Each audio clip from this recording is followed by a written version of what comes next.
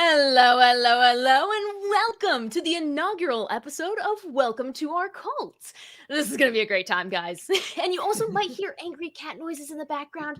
Not a planned part of the show, but it's going to happen just because there's two angry cats in here.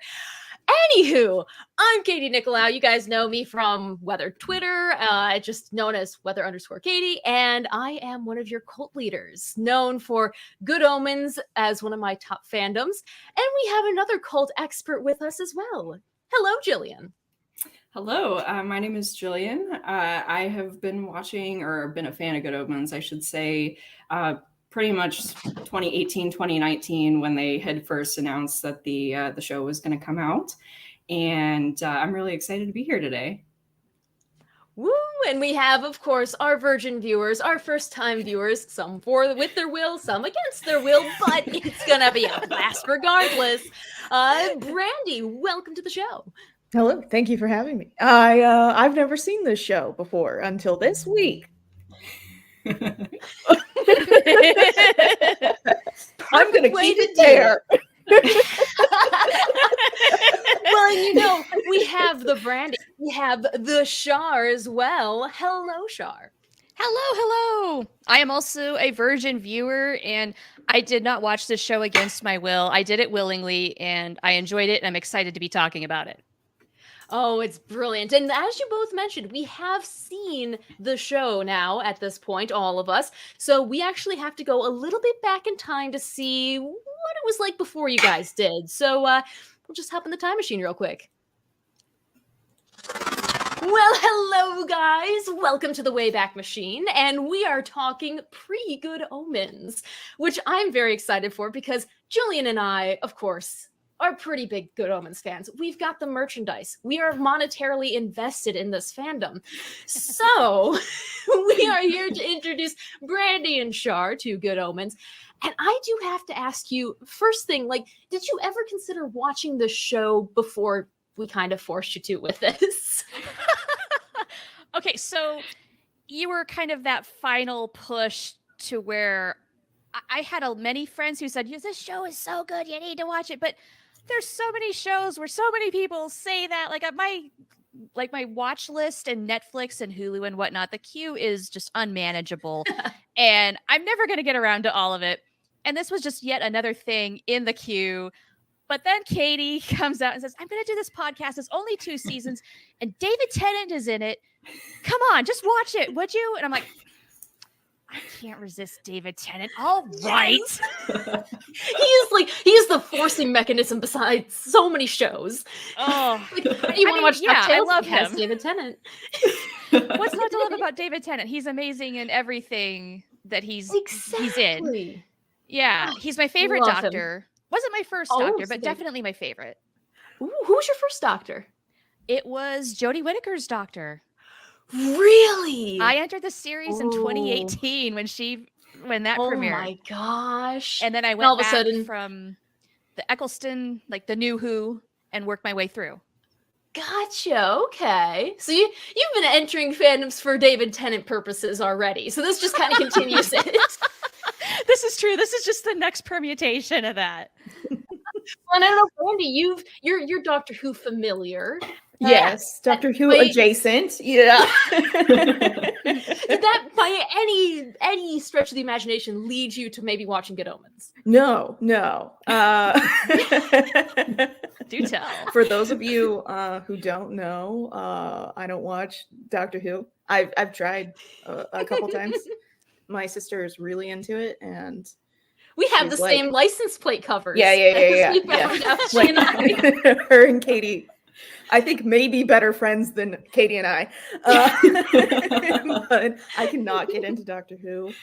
I knew about Good Omens, but I don't think I was ever like, I should check that out or anything like that, because David Tennant is a name that does not draw me to things. Yeah. Who are you? Yeah, I know. So I think you guys are. I think I'm gonna be the villain of this show. All right, we need one. Fantastic. Everybody's gonna hate me, and I'm here for it. love this already. But yeah, Oh. yeah. Like if I hear David Tennant is in something, I'm kind of like, okay, that's great. You know, that's a safe bet because the Doctor Who fans are loyal. That's a nice way of putting it. They will follow him to the ends of the earth. And I'm not one of those people. So I don't know. This is gonna be interesting then. I know. Yeah. And plus, like, Oh, Katie, you understand like what I like in terms of Oh like yeah. movies and TV shows and everything like that. And you love this show so much. And sometimes our opinions about things are not the same. And Very I'm not afraid, but I'm kind of like, I think I'm gonna end this series going, it's a show. That's okay. a good prediction. Well, it's so funny that you mentioned like I have such a love for this show, and it started with Jillian. Because we was our senior year of college. Brandi had already graduated and gone and done amazing things, and Char was just a voice on my iPad. But Jillian, I remember distinctly you had the book, and I was like, "What are you reading?" And you're like, "Oh, it's being turned into a show, so I'm reading it." And I partially now blame you for my obsession with David Tennant. And I'm also so thanking sorry. you for that obsession with David Tennant. I follow him. I follow his wife. I follow his father-in-law on social media. I am fully invested. Family affair. Yeah. And it all started with you, Jillian. But how did you get into it? Because you had the book, but I thought you Yeah. So mine was that I am unfortunately a diehard fan of Supernatural. And a lot of like themes that the creator of Supernatural, he took a lot of the themes from a lot of Neil Gaiman's work. And so things like American Gods and Good Omens. So a lot of the, like, I don't know, tiny, minuscule, like, plot lines, he kind of, based it off of that. He's said that. Neil Gaiman has actually said that. And so I was like, and it kind of follows the, stuff I like to watch. It's, very, angels, demons type of thing. And, which follows with Supernatural pretty well. And so you could drop I was like, Castiel in there and just that, have a group. yeah. And so I heard that they were making it into a TV show, and I had always wanted to read it. And so I got the book, at, I think it was Christmas time. I'd asked for it, and I was planning on reading it before the first season came out. That didn't happen. I ended up watching the first season before reading the book. So, it's fine. I actually didn't really start reading the book until this past summer, and when I knew season 2 was going to come out, and I still haven't made it all the way through it, but I plan to at some point, I promise. Nice. But and so I think I had mentioned it to you. I can't remember if you were watching Doctor Who yet, but I was like, oh, because like I remember because Katie and I lived together for a year, and I remember you being very obsessed with David Tennant, and I was like, hey, David Tennant's going to be in this show, and you're like, I have to watch this. That was all she needed. That's all she needed. Only thing that I needed. Yeah, and so then what was it? I know it came out in the summer of 2019, and so then I think you watched it and I watched it, and we were both like, yeah, this is like, we love this show. This is it. And then Katie and I have just been nerding about season 2, and pretty much texting each other every day with some sort of thing that's online that we have, like some sort of TikTok edit or some sort of like Tumblr post or something about it. We share it with each other like almost every day, and so it's been great. It's so much fun. And we will be talking about how much extracurricular activity is involved with this fandom. And also with the book and stuff, did Brandi or Char, did you guys realize it was a book before the movie? Or not the movie, the show? Because there is a movie we can talk about. I only knew about the book because it says based on the book in the opening sequence. That's how I found There out. you go. Nice. Yeah. No, I did not. And I was talking with someone mentioning that like I was going to be starting this project, and I was telling him what show we were going to do, and he was like, "It's based off of a book, right?" And I was like, "Well, you have just given me more information." I was like, literally the only thing that I know is Well, there that you go. the title, it has David Tennant, and I think his character's name is Crowley. And the only reason why I think I know that is because I was like, oh, well, that's like supernatural, like Crowley, like that Crowley. And I was like, what? And Enter the fan edits here. yeah. So they looked it up. They're like, yeah, it's based off of a book. And I was like, okay. And then like they proceeded to talk about it because I guess they knew something about it. And I was like, I need you to stop right now. Stop. Yeah. No spoilers. I was like, just stop. So you're going into this blind too, then? 100% blind. I'm going into this show knowing that David Tennant's in it. That is it. Well, and did you guys know? Do you know Michael Sheen at all? You know David Tennant, but Michael Sheen. Yeah, not Sometimes confused with Martin Sheen, but very different people. I know Martin Sheen because West Wing is awesome, but Michael Sheen, that's a little different. I've probably seen him in tons of things, and I just don't know it's him. Mm-hmm. I feel like that's the same thing for me. I'm like, it seems like a name that I should know, but I don't. Yeah, he played Tony Blair. He was in Twilight. It's like an evil vampire, I think. He's been in a lot. He's just like a feral Welsh man, which is just great description. I love that description. Michael Sheen, true. feral Welsh man. Well, and it's just incredible. We'll be talking more about his relationship with Neil Gaiman after we get through our first season, maybe even the second season. We'll see. But there's a lot to dig into with those two, and you will see actors. If anyone has seen Harry Potter, Doctor Who, or British TV in general, they use the same 40 or so actors. So you will recognize names. You'll be Leonardo DiCaprio meme pointing at the screen every once in a while. Nice. But before we get into the watch, I do have to ask Jillian what you're most excited for these two to experience for season 1. For season 1? Without spoilers. Man. Just the chaos this is the show, because I feel like season 1 has just so many like plots going on throughout it. So it's just very, I don't want to say it's not chaotic in a bad way, it's chaotic in a good way. So I'm excited to like see your guys' reaction to all the different plot points. I actually wrote the note that was like, I just can't wait for them to react to what happens in the story, and also to see David Tennant and Michael Sheen's on-screen chemistry, because that's something it makes me so happy, because you never really see it on television other than for a few distinct fandoms where you're just like immediately joy. But without adding any spoilers to that, I think it's time we get back in the time machine and zoom back to the present so we can actually talk about this. So let's go. And we're back. How do you like that editing? Boom! Time travel. It's wibbly wobbly, but it's fun. That's going to be a future welcome to our call, by the way. Yes. So now you guys have seen it. You've seen at least season 1. There are 2 seasons. Yes. Before we hop into talking about season 1, I want to put a big spoiler alert on this. We're talking season 1, guys. If you don't want to have it spoiled, you can log off and come back and watch us. It's okay. It's only 6 episodes, so 6 hours of your life for a cult is worth it.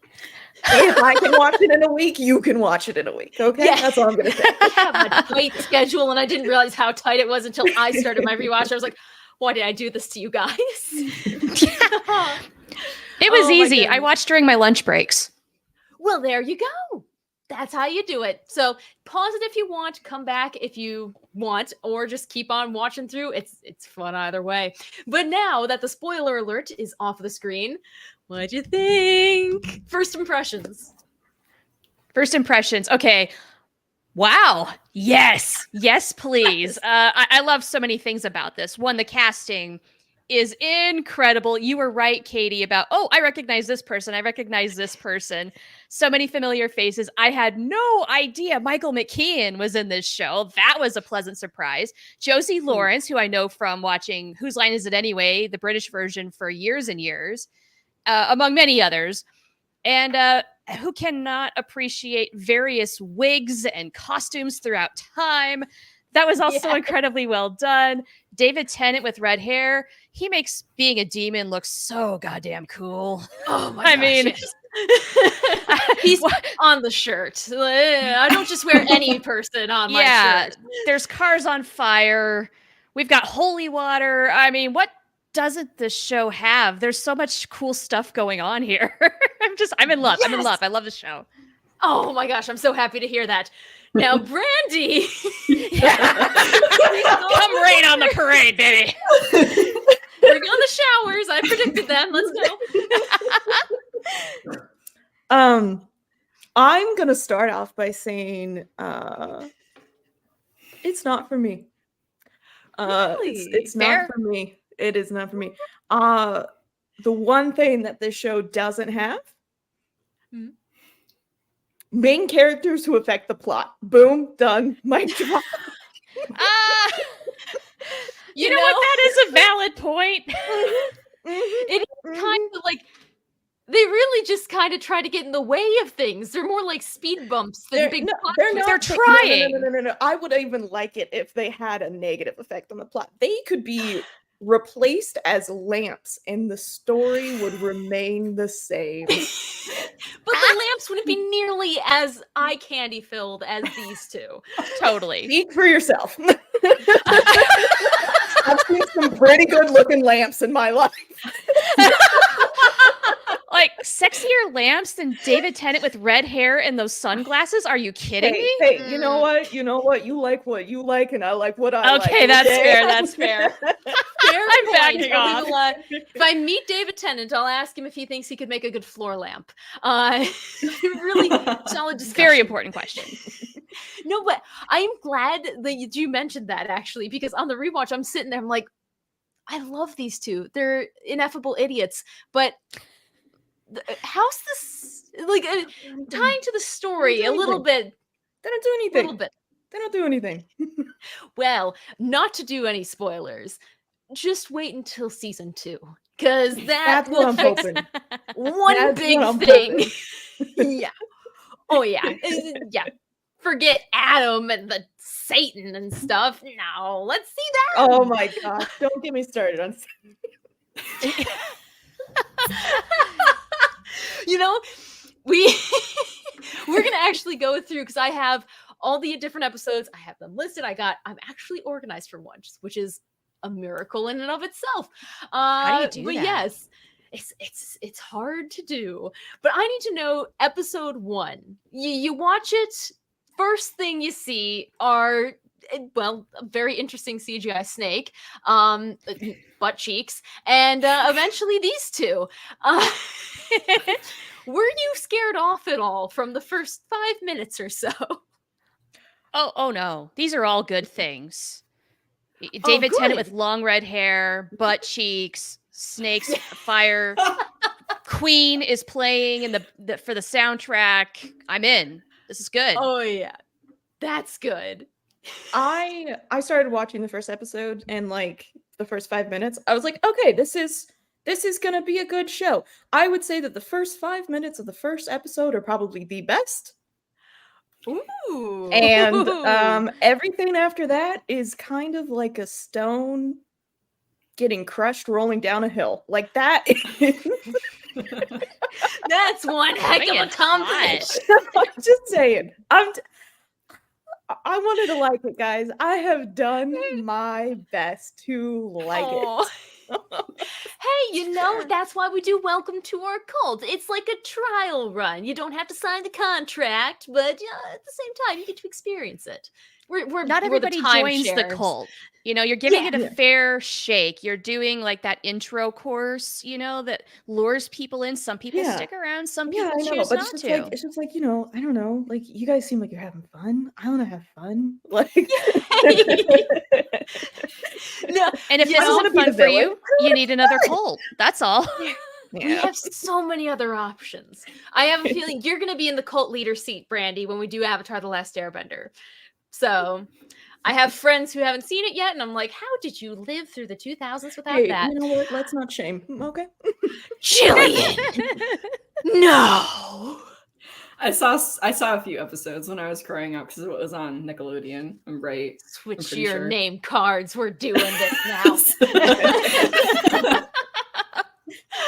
Oh man, no, but we got episode 1 under the belt. We're talking pretty much a lot of exposition. Jillian, I don't know, when rewatching it kind of gets a little laggy because we know what's going to happen, but I don't know, what do you think about all the information dump to begin with? So I remember when I watched season 1 for the first time back in 2019, it took me a minute to get into the show. Like the first 2 episodes weren't bad, but I was, kind of hyped up because I was like, oh, everybody's talked about this show, or that the book is so good and the show is going to be really good because, like Neil Gaiman's part of it type thing. And the first 2 episodes were it took me a minute to appreciate it. And now on watching back both of them, I'm like, oh, these were needed. But it wasn't until the 3rd episode that I was like, okay, I like this. We're getting somewhere. The first episode, there is a lot of exposition, but I think it also helps explain what's going to go on for the whole thing also. But it also doesn't do everything at once, which is nice. But I would get real confused sometimes when they would reference back to stuff in the first episode. I'm like, I don't know what's going on. So I will be totally honest. For the first 3 times I watched this show, because there's been many, I didn't know that young Shadwell was the old Shadwell from the Witchfinder Army. I was so confused. Mm-hmm. And then it clicked and I was like, I'm just an idiot.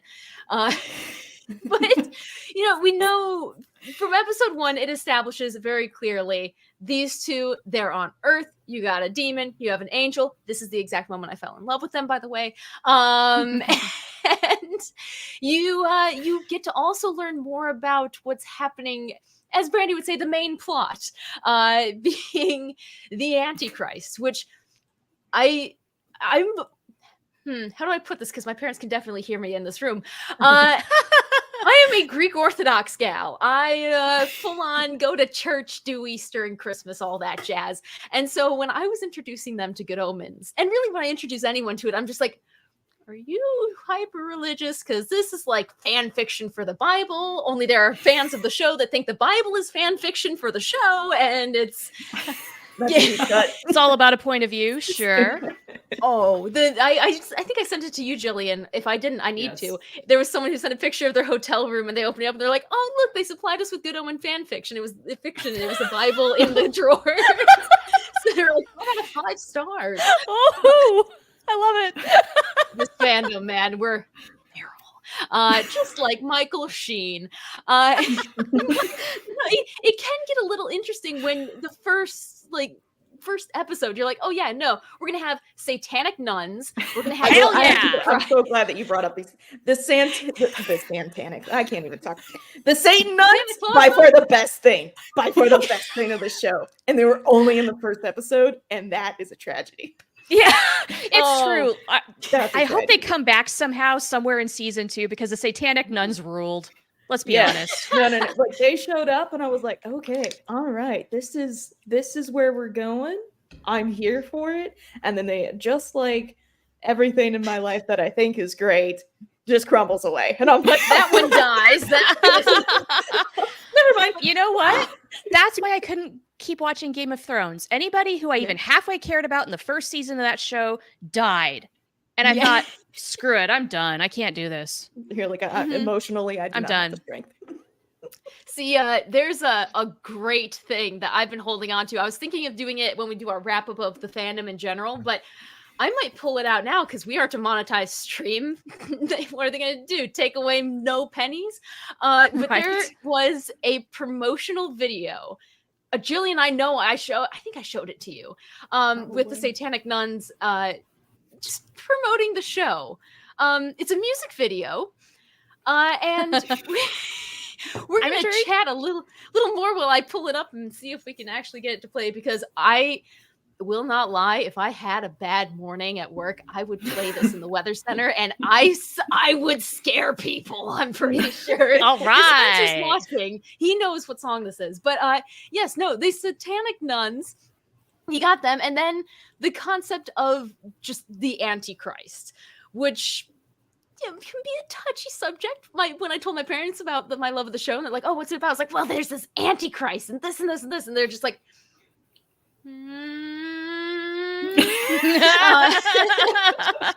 It's TV, it's fiction. Exactly. I was like, he's not real, and if he was, he seems like a nice guy.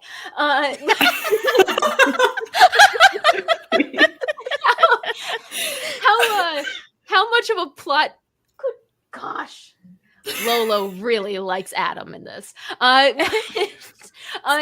much do you guys know about, like? Ooh. So, we have a special guest, guys. The Antichrist. Bring her in here. Right. Yeah. We're just gonna keep on going because she's not shutting up. But for Just power through, Katie. Just power Chaos. Love it. this is why you guys are here. But yeah, so for the Antichrist and stuff, are you guys familiar with religious verse, like, and how this through. works in religion? Much like and you, stuff? Katie, I grew up in church. Yep, and we studied the Book of Revelation. I even did it in school. It was weird. Anyways, so yeah. I'm not religious. I'm maybe agnostic at best, probably leaning a little more toward atheist. Didn't grow up terribly religious. There was religion in my family, but church was not a regular occurrence once I decided at 13, I'm not going to go anymore. I'm not into this. No, I didn't get it. But I have a general religious education on the bigger beats of what's in the Bible. So I'm not unfamiliar entirely, no. Similar with me. I don't have a lot of information because I didn't really grow up going to church at all. All the information I know is, again, from Supernatural. So Yeah. You get some nice crossovers actually with Supernatural and Good Omens, especially in the fan fiction realm. That's in a few weeks, guys. Yeah, no, being Greek Orthodox, we don't spend a whole lot of time talking about that. It's mostly just the same Bible verses we're like monks almost with the repetition. Think Monty Python. Yeah. But that's a reference that only half of the people will get. But Bonti actually isn't too far off with this comment saying satanic nuns are the choir of Santana shows. There's actually the video that I'm going to show you guys. I'll split screen it. Please tell me that the audio will work. Yeah, so it's the Singing Nuns, and there's a cameo appearance in it by Neil Gaiman, who just looks like he's a goth guy who hangs out at Hot Topic, kind of. Anywho, Nice. Here we go. Let's see if it'll work. Can you hear it? Yep. So enjoy.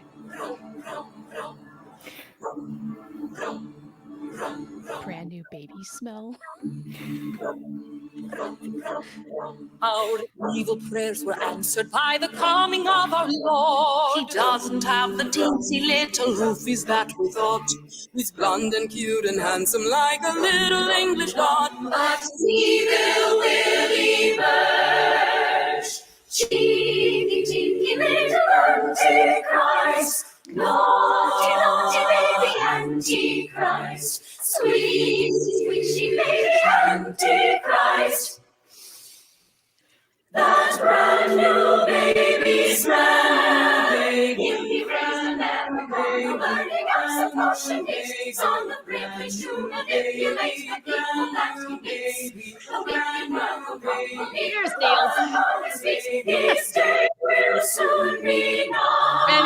Anywho, this is a 3-minute thing, so we won't go through all of it. Again, That I is so say, cool. if the whole show just had them in it. This is what Like- you really wanted, Brandi? It's what I really wanted. It's what I don't know. Like, I saw and within like 30 seconds, I went, yep, That's it. That should be the whole show. So what you really need is the spin-off someday where it's all about the satanic nuns. It's just about them. Yeah. I mean, I do. they already have like there's your trailer for it. Look at David and the Satanic Nuns. Oh my god. Look at them. They're so cute. Adorable. Oh my gosh. Yeah, there's the promo images for season 1 were just they were so good. You could spend See, even the marketing 3 team days. knew what was going on. They were like, "It's the nuns, guys. It's the nuns." Only the nuns. It does end pretty abruptly when you get Haster, who it's like, okay, great, another demon number, another name that I need to remember. Yeah. And he's just like, you need to disband. That's it. Farewell. And cut. And you're like, okay, well, there goes that fun. But then we get a whole new realm of insanity when Crowley and Aziraphale, they're like, you know what? We could get together. What if we just save the world? What if we like it here? I like this. You like food. Let's make it easy. And they made a very interesting choice in adapting this character from the book. Nanny Crowley. This is something that definitely was conceived while they were drunk. I have this staff next to my plants. I think I can make this work. You know what you should do, Aziraphale? Look like you crawled out of the garden.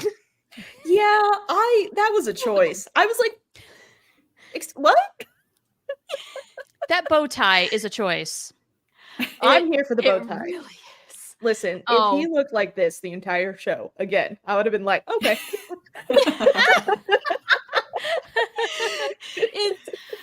And the best thing, I couldn't find the screen grabs, but David loved sending pictures of himself in all these different outfits, because in the 3rd episode they do the time travel, and he sent all these pictures to his wife Georgia, and she finally, after the show came out, posted them, and she's like, these are what I got from him, and it's just him as a woman, him in medieval light gear, him in this, and he's just like it's just Having a good time, darling.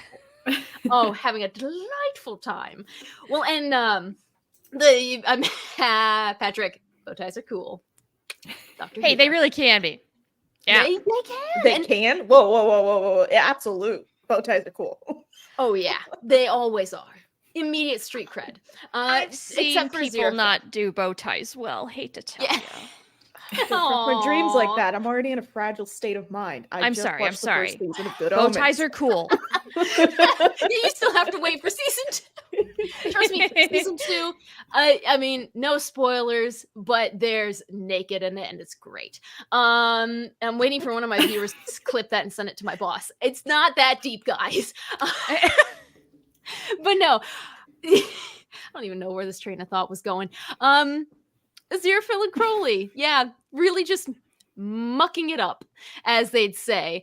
And that's episode 1 going into episode 2. Kind of, I don't know. Did you guys think it was fast or slow for your liking? Because it's always tricky when you have a short and condensed season, like Sherlock or Good Omens now. I will say that when I was watching episode 1 and didn't know anything about the rest of the season, I was like, this is doing a lot of heavy lifting. And I'm okay with that when it's like the first episode, especially when it's a show like this where you don't really know what to expect. And since it is very condensed, there's only 6 episodes, it was okay. However, as I was watching it and like the rest of the episodes were going, the show didn't go the way that I thought it was going to. And so I question like the first episode and how much it did do, because it almost feels like everything that happened in the first episode could have been an email. Not been an wrong. That's very Like, true. Again, like, I don't know. I just feel like the first episode is building it up and you're like, okay, these main characters, I feel like, have done the most in the first episode.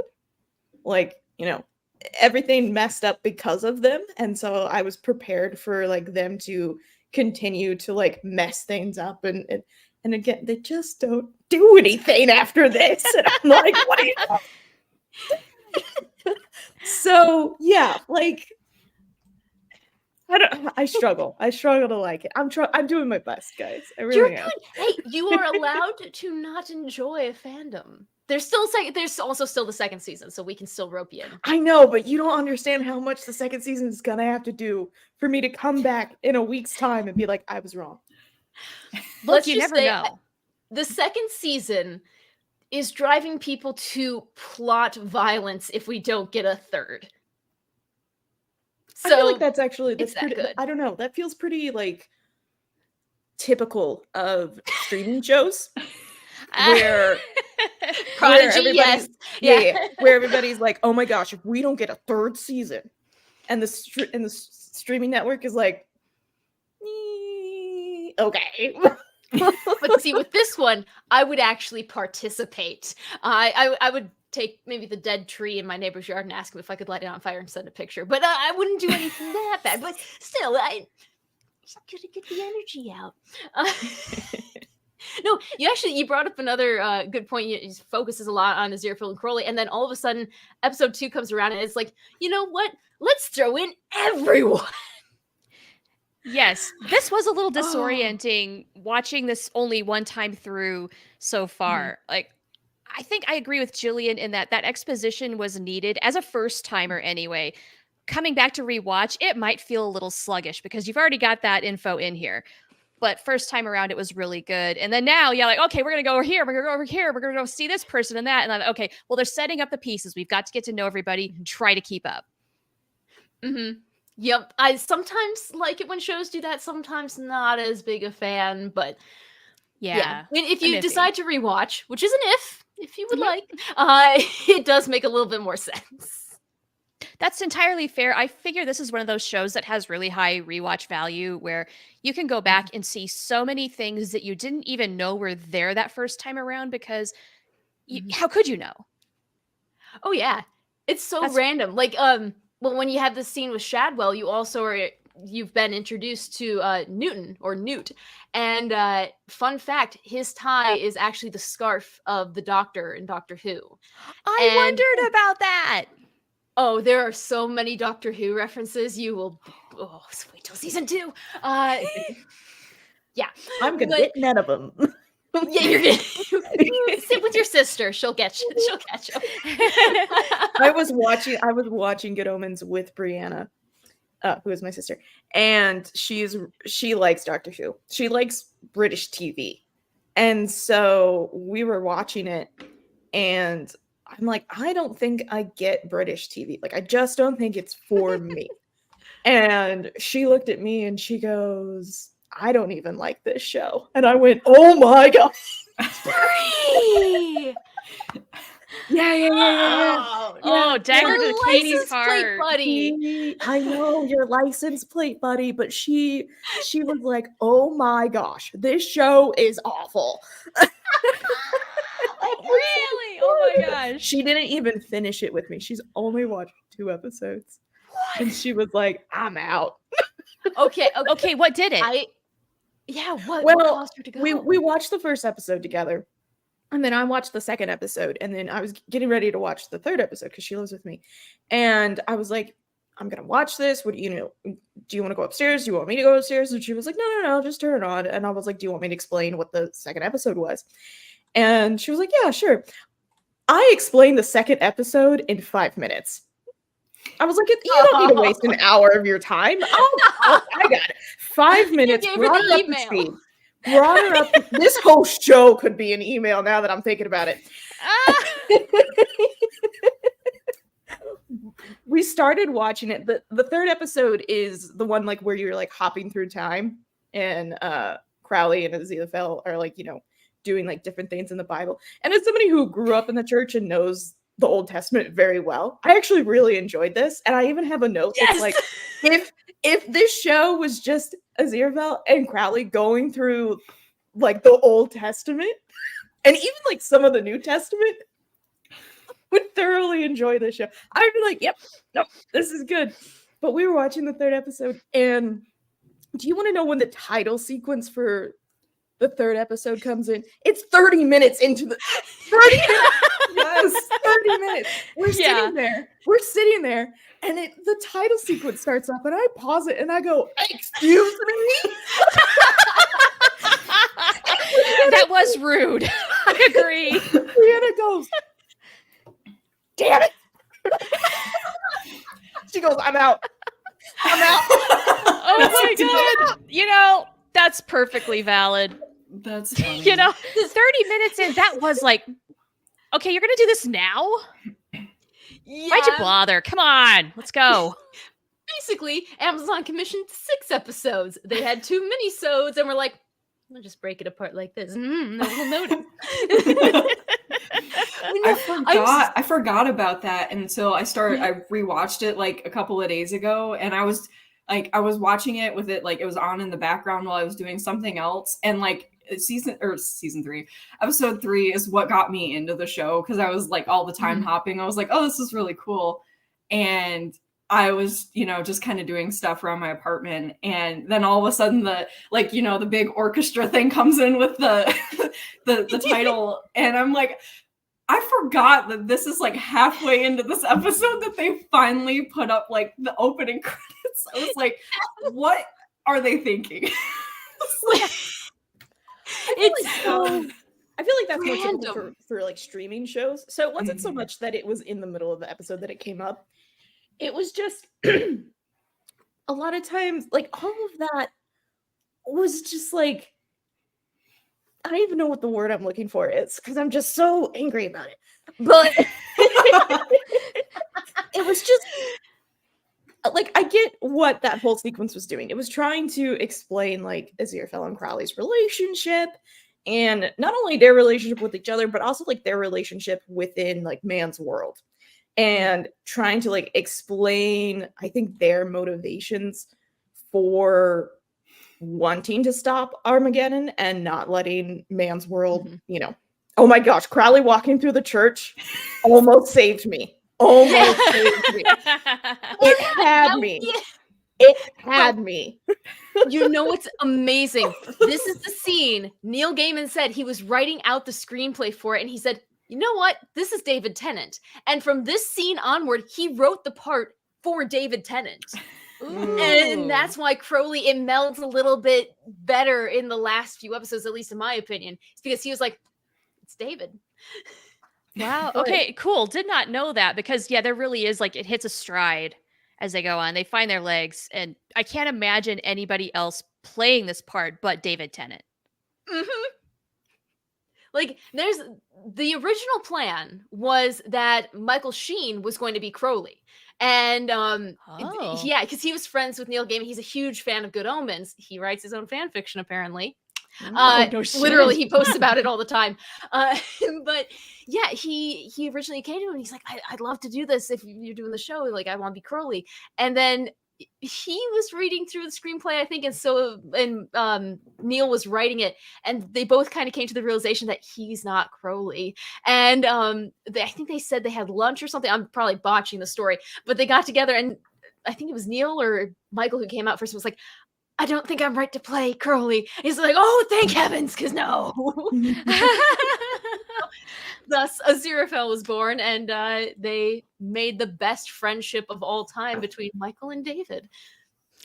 Which, when we get to the end of the series, there will be specials about that, because there's a spin-off show almost from Good Omens that's called Staged, and it's just them. Really? Oh, cool. Oh my gosh. Oh, you haven't seen Staged? No, I'm telling you, I knew nothing about this at all going in. I know behind the scenes stuff. Like, Katie, tell me everything. Oh, Staged was filmed during COVID. And it was all during the lockdown, and they did it all digitally through Zoom. And it's just as manic as you think. Drawings come from? Yes, this is where all the drawings come from. Okay. Yeah, because like that clip of like them drawing, and they were like, "Oh, what, you made that?" Like pineapple. Yeah. Totally random references. But yeah, it's so good. And you do see in this episode so much chemistry between the two of them. Like, just some shows you get, and you want to have chemistry between characters, and the actors just aren't it. Like, for me, that's Clara and the 11th Doctor. Just They tried. It didn't work. You Yeah. could make them go off for eternity and just run around in the TARDIS, and I will be there every week. That'd But be yes, good which now for all you guys, which was your favorite period that they visited? Oh, such a good question, but such a difficult answer. You know, as we were going through them all, I was like, oh, that's really good. They outdid themselves with this one. And then they would go to the next one. Okay, that's really good too. Dang it. Because I had a feeling this was going to come up. And I still I don't know if I have an answer. They're all so well done. Maybe I'm a little partial to Disco. Because that was really? fun. But the Shakespearean was good too. You know, they're in the globe. And I mean, oh my gosh, you can't beat that. That's really cool. So this is the style that really is just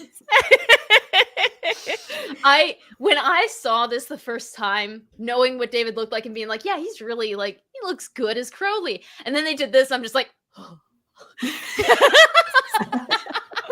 I was not made for that time period. I think that when they were in this time period, I did look over at Brianna and I was like, David Tennant was made for to look like he is a Beatle. Like, this is his era. Oh, and it's not like the only time we see it, because I think, is it episode 5, I want to say? As my folder loads the images, question mark. The one where he's trapped in the phone. And they're talking about the demons dancing on a pinhead. Oh yeah, I forgot about there that. it is. David ate that. Does he have a mustache? There's a behind the scenes video of it. I mean, freaking look at him. Just if I was Georgia and I got that text with that hairdo, I'd be like, shave it before you come home. It's not even that, it's the mustache. Like it's like a total porn stash. It definitely is. That's what it is. Haster's still the same. He's still the same. Can I hold on. The entire time that I was watching this show, all of the demons just look like the Pirates of Davy Jones from Pirates of the Caribbean. Pirates of Davy Jones. Right? And I don't see a problem with this. It infuriated me. See, like, okay, what is Davy Jones choice? was my very first crush, a celebrity crush. I was 6 years old, so I have no problem with this. All right. Okay. Well, I'm glad my thought did something for you, but it infuriated me. It did the opposite of what it did to you. Yeah. Yeah, for all the things that Good Omens is and is not, their costume department nailed every assignment for me. Oh my gosh, yes. They're so beautiful. It's incredible. Absolutely incredible. But yes, so you like porn star Crowley. Brandi and Jilliann, what do you guys think?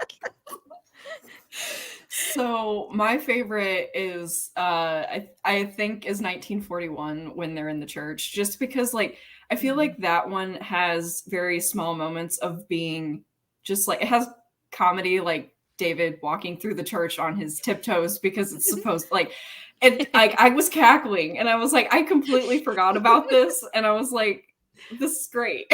So I don't know. I have for some reason I have some sort of like this is the one that I like always gravitate towards.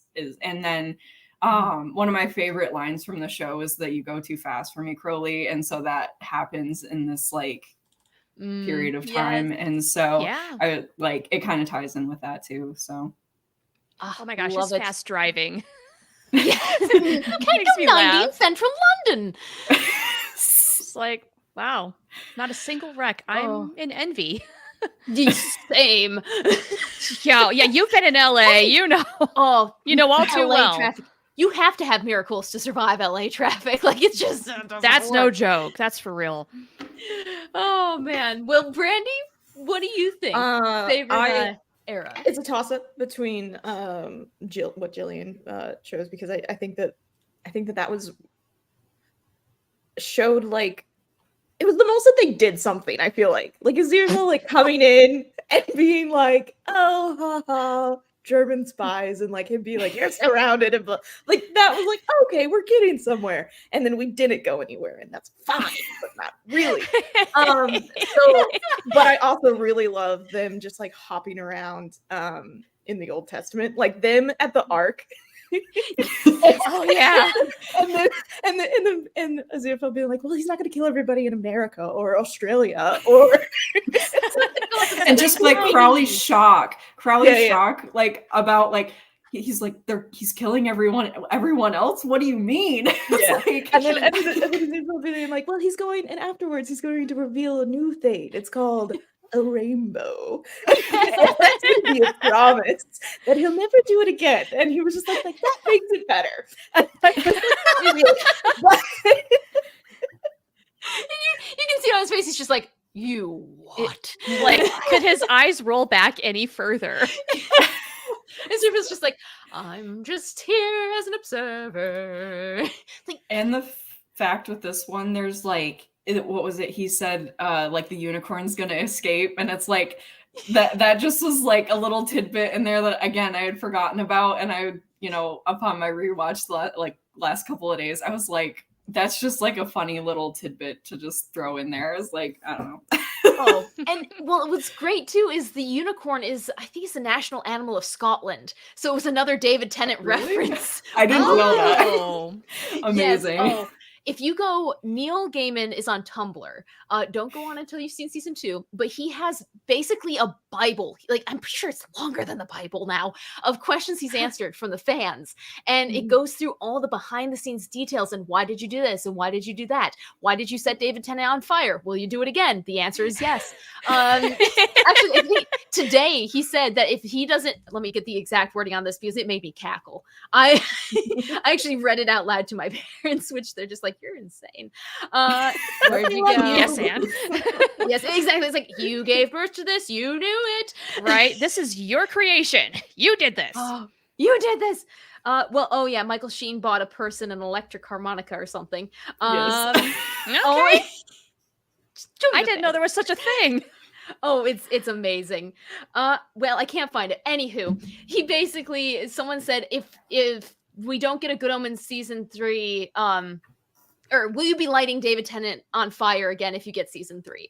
And he goes, if we don't get a season 3, I will go and find him and set him on fire. So we get fire either way. We win. Yes, exactly. Like, I bring the fire, Neil brings the fire. It's all the Everyone fire. brings the fire. Literally the flaming Elmo meme could be this entire Cut to In the fact, one you where all the know dog's surrounded by fire. This is fine. Exactly. Everything's Oh, fine. I'm in danger. Yes. I'm in danger. Oh, yes. Yeah. You can't pick a favorite with these for me necessarily.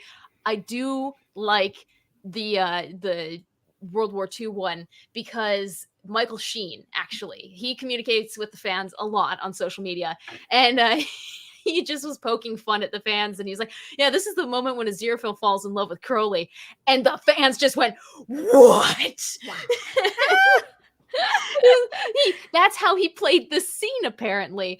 And I can tell, like, when I was watching it yesterday, I was like, oh yeah, like, that's it. He set the Vines and the Tumblrs and whatever else was on in 2019 on fire. Yes. He set sail to that ship. Yeah. Oh, he built the ships. He got God to make the wind. He captains like, the ship. But it's funny too, because if you go back after watching this whole show and you go back and watch the first half of episode 3, you can see the micro acting in their the looks in their eye, the way that they hold their mouth shape, their eyebrows, like it's all just. Ooh. Okay, I'm looking forward to going back and watching for that next time I watch through. And I'll just like send some good vibes to Brandi and be like, this is what it feels like. You don't have to rewatch it. There you go. Well, and yeah, this is just my favorite of all the episodes because we get to spend so much time with those two characters. I'm I'm not that big into the other ones, surprisingly. Like, what do you guys think about Anathema? Because she was the first one I pulled up. Like, good, bad, eh. She was the obvious love interest of the show, and I found that aspect of things pretty meh. Yep. Like the whole thing about with Agnes and all of her like Nostradamus predictions types of things and wherever that was all going, I was there for that, but the rest of it, okay, yeah, you kind of had to, I guess, but did you really?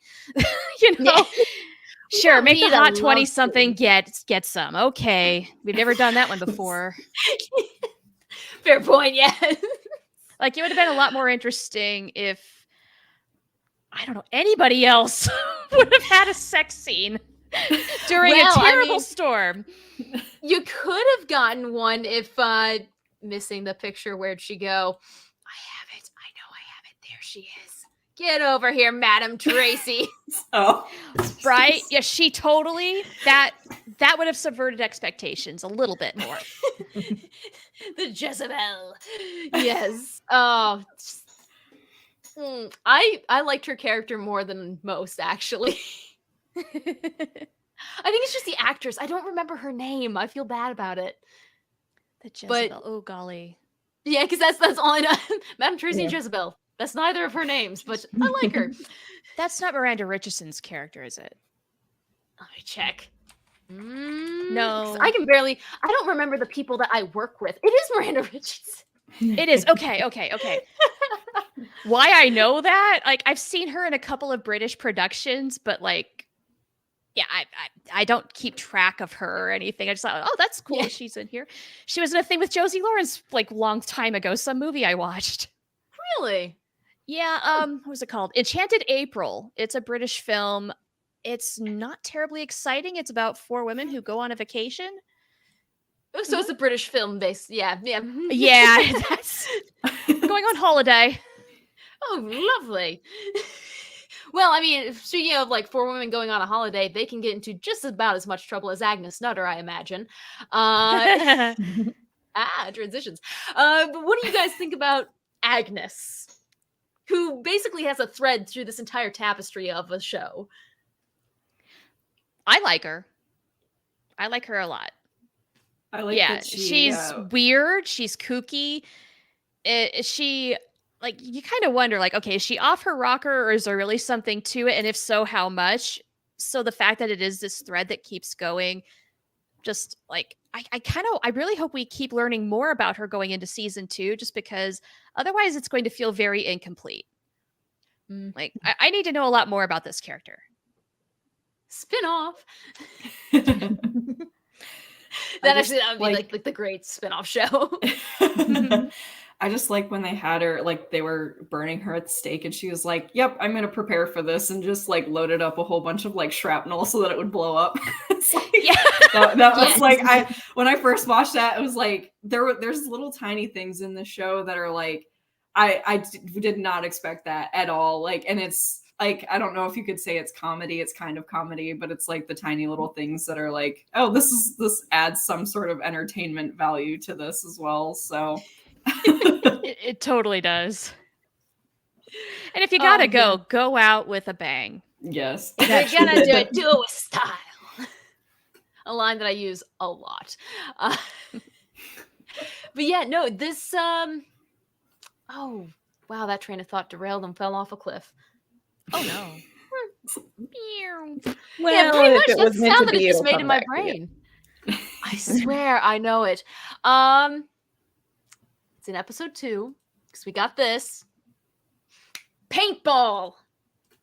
Oh, paintball. Yeah. When I said microfacial expressions, I did not mean this, but this is my favorite facial expression. These are not microfacial expressions. Anytime Thank you so Neil much does for anything, pulling this, Katie. Oh my god. that image is the Fandom. Yes. It's literally the picture they use. I completely understand this. Yeah. If our cult had icons, this would be it. Yes. No, it's just, yeah. You start to see hints of their them settling into the characters, and I definitely think that was one of them. And also this one. I love this. I'm not nice. Love it.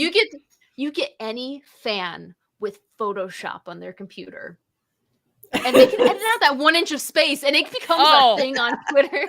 Totally. Yeah. Kiss. Yeah.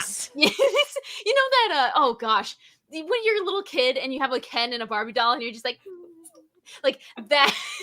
That was a fandom with that image. It's hilarious. But no, it's you get to start to see them settling in, and then you head towards episode 3. You see that really starting to take place, and then things start to go a little bit sideways. You start to see the 4 horsemen of the apocalypse.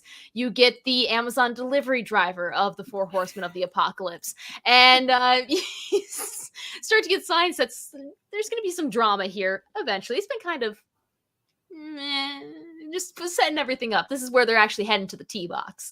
Fun fact with this guy, I was scared of him when I first watched the show. I thought he was going to be like Satan or something in disguise. Oh, that would have made good it at so much reading. better.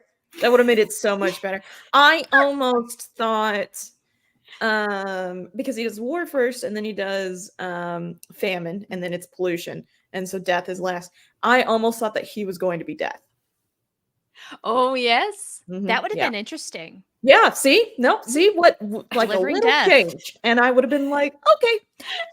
If we had seen the 4 horsemen of the apocalypse more, I might have been into it. Also, if we had seen like the what is her name? The descendant of the witch, like whatever her name is. Oh, Anathema? Yeah, her.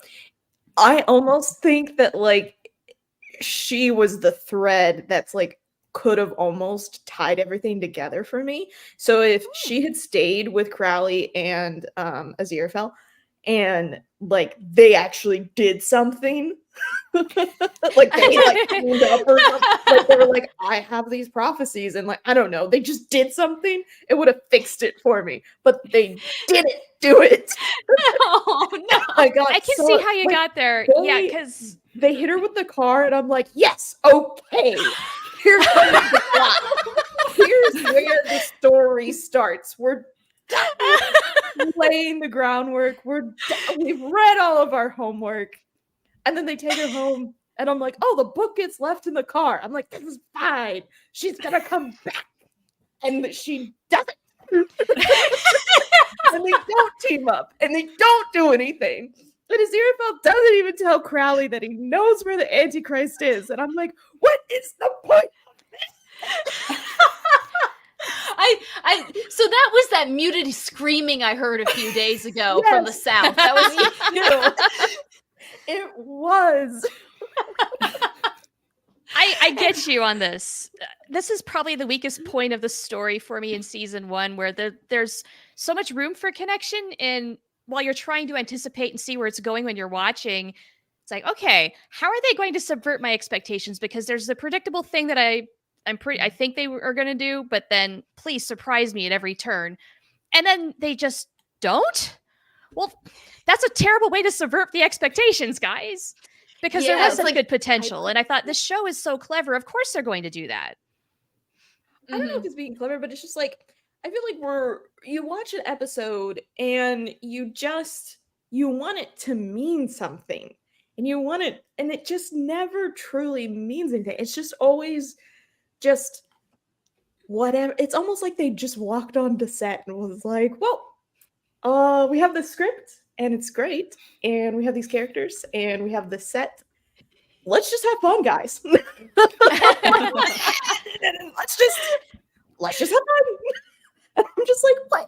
Like, where? I'm gonna read the book. Guys. Okay, good. Because the only thing. Oh yes. Yes. There it is. It's pocket size. If you have cargo shorts, it's pocket size. And I'm gonna see how different it is, because I just like, it's almost invoking anger at this point. Oh no. I'm almost like, just let it out. Let it out, man. Rage. I just don't understand. I don't understand. Okay, guys, I don't like sitcoms for this very reason, because they do not have a story. Yeah. And like once you figure out the formula, Yeah. you're watching the same thing over and over again, just different jokes, and it True. bores me to no end. And this is almost worse than a sitcom. Oh gosh. because Because it doesn't have a formula, and it tries to have a storyline, but it doesn't.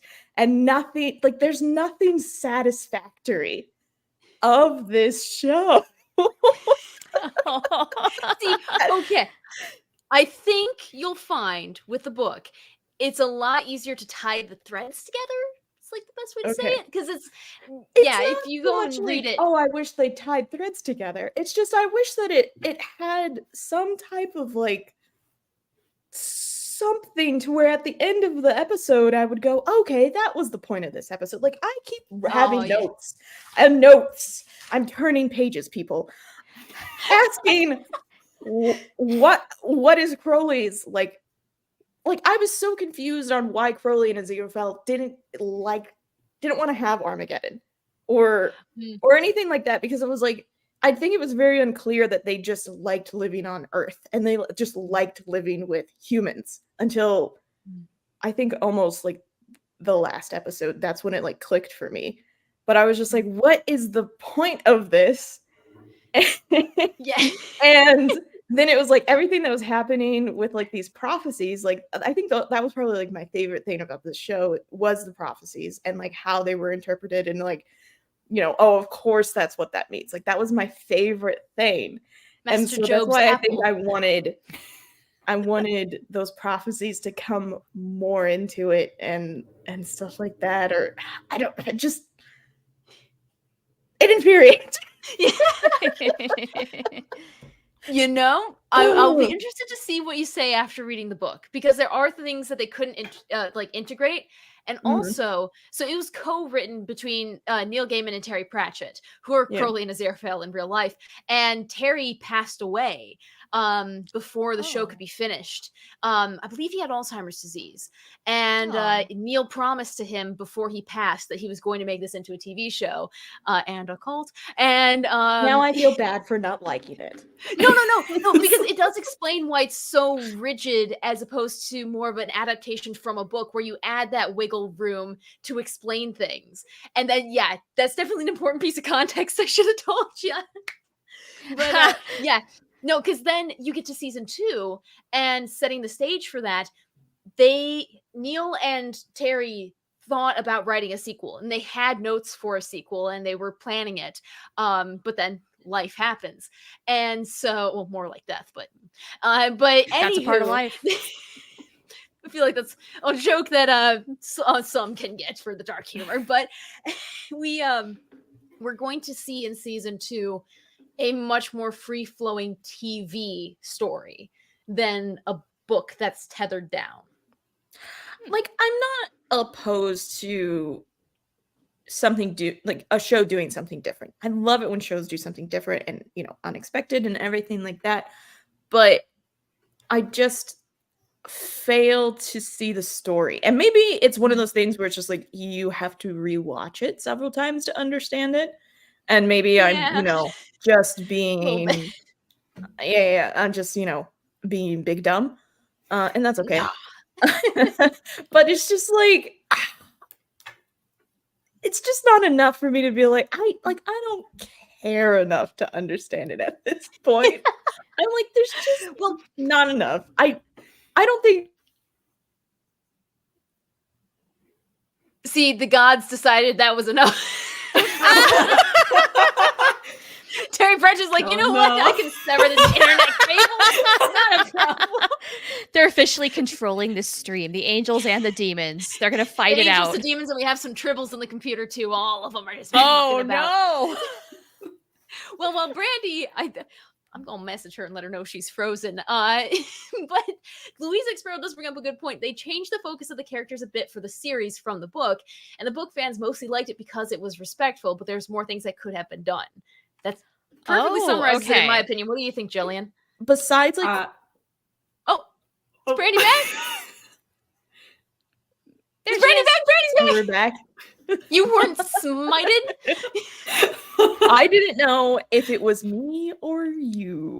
It was the holy 50-50 water. bet. It was the holy water. I think that the Good Omens fans were just like, that's enough of her shit. That's pretty much what we said. Listen, I'm ranting. It's okay. Oh, but it's so good. The only thing you missed was Louise X-Sparrow pointed out that they did change the characters for the series a little bit, but it stayed mostly respectful for the book, and that's why the fans are really like they're thankful that it was respectful. Yeah, no, Like and I can get behind that. I can get behind that. I love that. I don't want to. I'm not saying that. I'm not trying to be like, oh my gosh, nobody should ever like this. I'm just saying it is not for me. Yeah. Well, and that's why we have a panel instead of just one person, because then we get the differing views and the opinions. So if you like this show and you find it entertaining, that's so great. I love that for you. Love that for you. I'm gonna stick with Avatar. The Last Airbender. Well, see that because you in do. Avatar, you and I, we both like the animals. Do you enjoy dog? The most important part. I love Dog. I love Dog this when he was a character. Dog's the hellhound best. and he looked like a Great Dane, and I was like, ooh, I love that because I love Great Danes. And then he turned into this little ABA little thing, and I was like, but again, at the same time, Dog don't do much. No, but Dog's just there to be cute. That's Dog's job, and it went well. Yeah. Actually, it didn't, because Dog bit David Tennant on set, and he had to go to the hospital. Oh my gosh, really? He was an actual hellhound. Bad according to Dog. Yeah, no, he bit David. Apparently, all was okay afterwards, but yeah. Oh my gosh. Of all the actors that are terrible to work with, apparently Dog is the worst. Right? But he's a minor character. And before we get, oh my gosh, we've been talking for over an hour. Yeah, I have a couple important characters to ask you about, so we can finish up. Let's go. Gabriel, what do you think of him? Oh my gosh, if the whole show was just dumb Gabriel, I might have been okay. 'Cause there was just, I don't know, every single time that he was there, and I was like, I don't know, I'm here for John Hamm being an extremely idiot. Like they've just read the user manual and they're like, okay, yep, that's great. And then they're just like blindly following everything. And I'm like, yeah, like I really enjoy it when angels are like that for whatever reason. Like, you know this about me. I love a dumb character, and boy was the giving. You know what's so weird? He was so dumb that I had the opposite reaction. I didn't like him that much, and I usually love stupidity. Like I'm like, these fools are so much fun to watch because, like, thank God they're not real. You know, it's really sad when people are that dumb in real life, but if it's on TV, it's fine. Yeah. That's why I like Beavis and Butthead. Yeah, there you go. Now, Jillian, we need a tiebreaker because we have 1 for and 1 against. I mean, I'm like somewhere, I guess, in between. Like, there's parts of me that like didn't care for the character, but then there's also parts of me like when was it him and Sandalphon came into the his bookshop to buy things. Oh yeah, that's pretty funny. Was like that was pretty funny, but I mean, I think his character's grown on me. I didn't like him at like Gabriel at first because I don't know. I just again kind of to go with like what Char said.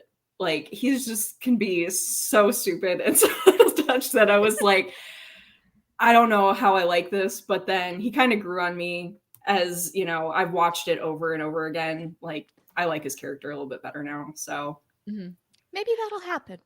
See, I had a very, as I do, because I'm the Kirk to Brandy's Spock, I had a really volatile reaction to him when I first watched this. I was like, first off, don't you hurt that hair on their head. And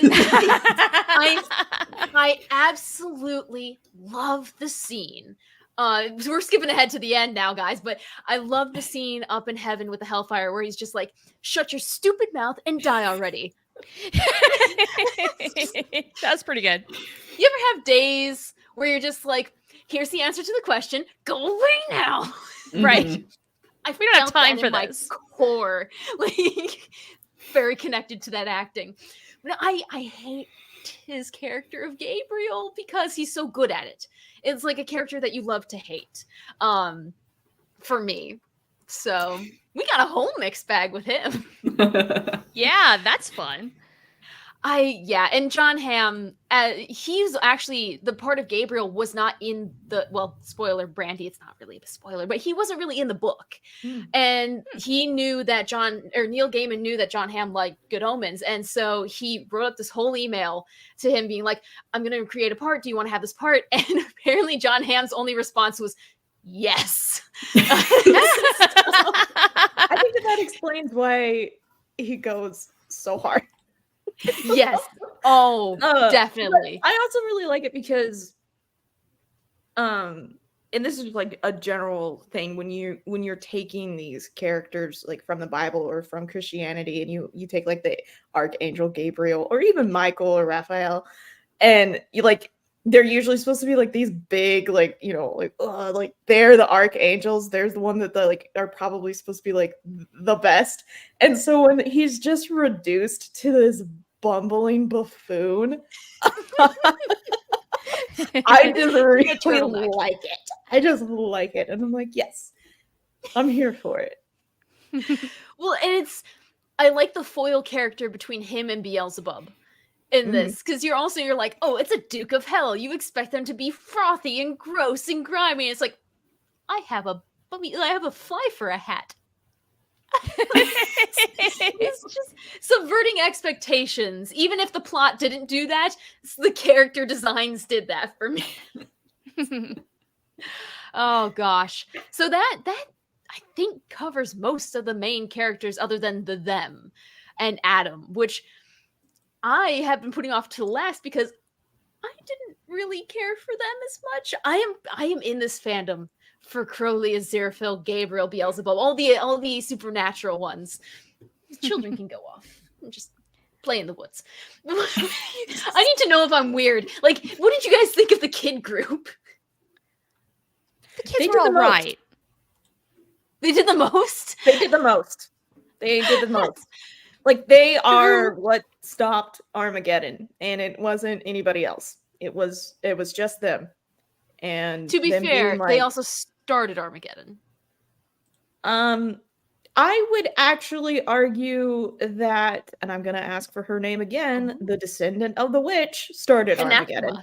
Yep, by giving Adam those magazines, because that's what started it, honestly. And then they were just being kids, and they were being like, oh, I don't know, But I think the kids is what stopped it. And because they were like, you're being a jerk. And he was like, no, I'm not. You're going to be my friend. And then they were like, you're hurting us. And they're like, oh, okay. And then he was like, you know what?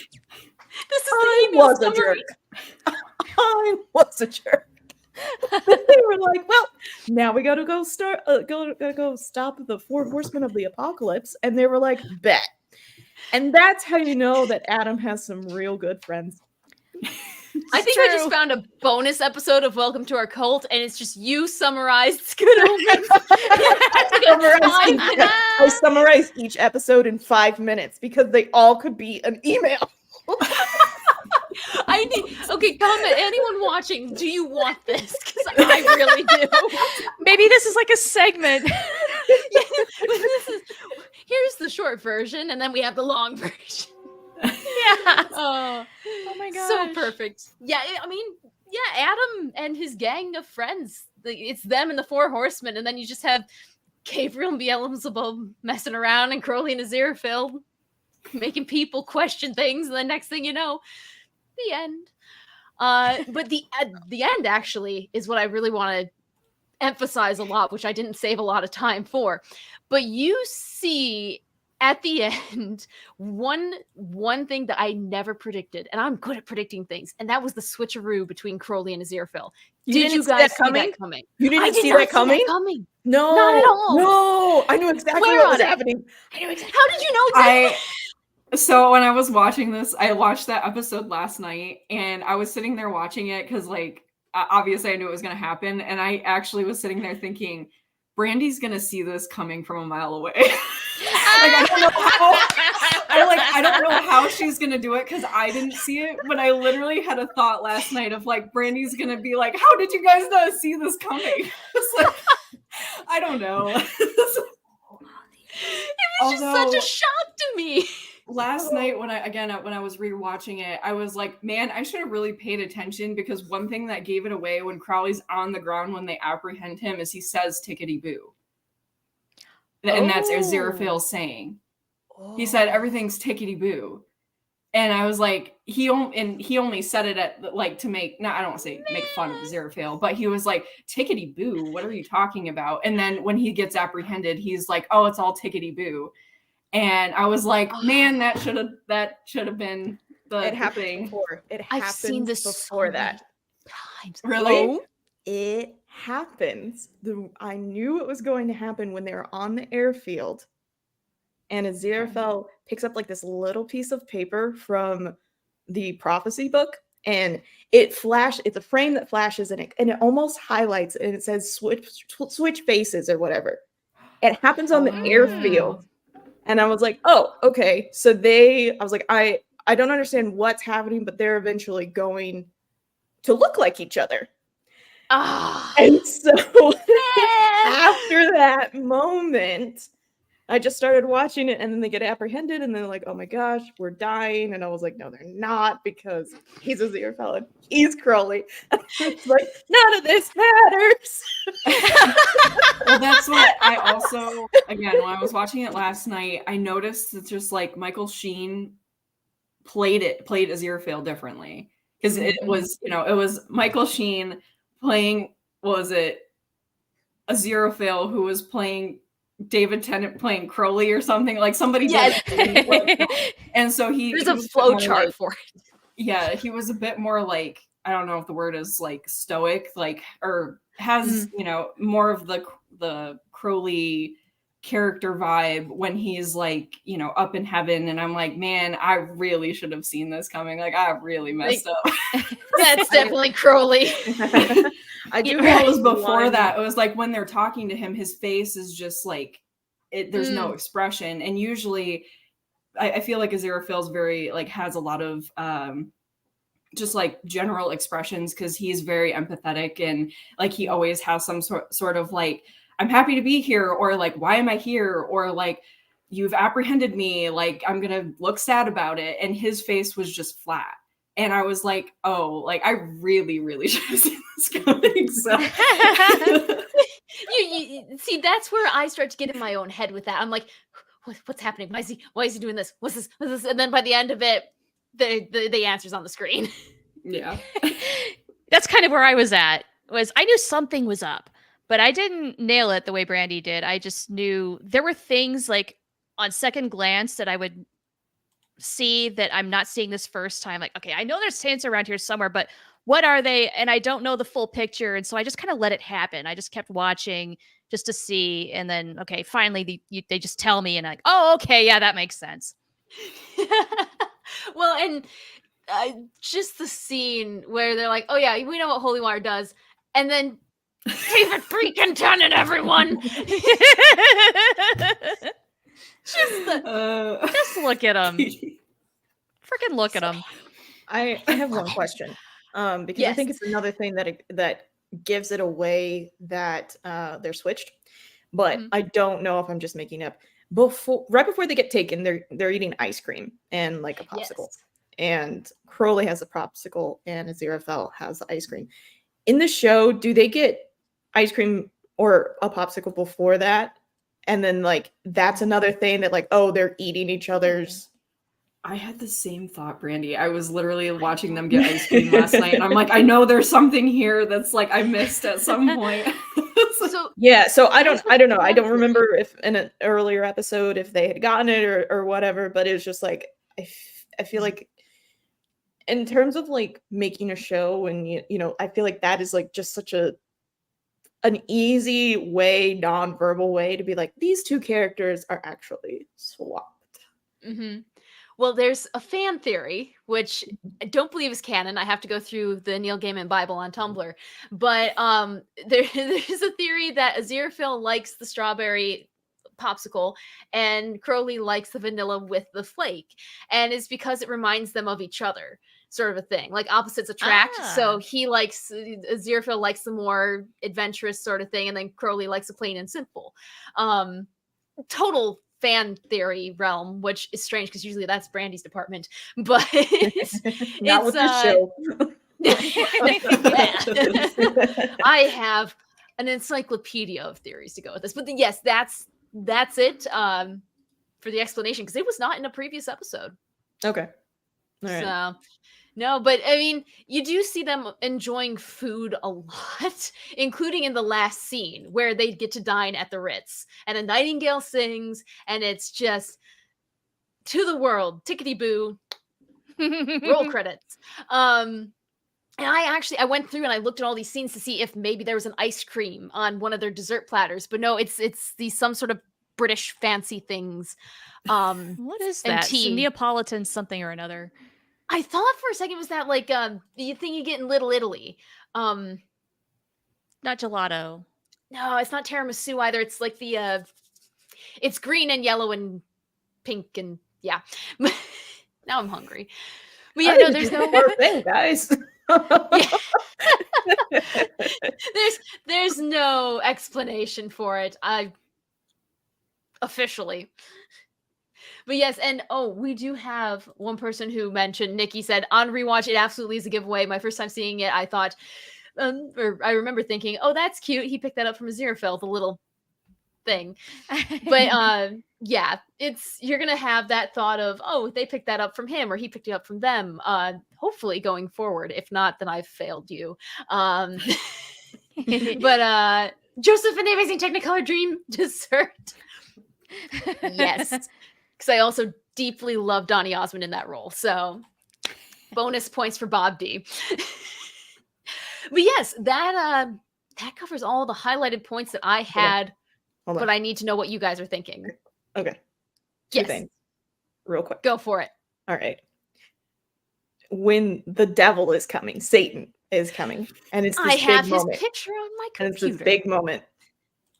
I was getting really excited because I thought that there was going to be all these like fire and brimstone, and then it was just going to be like a really well-dressed man walking out, and like we were going to be like introduced to like this new character that was going to reoccur in season 2, and I was like, okay, let's like a little bit more story, and then we just got an MCU CGI fight.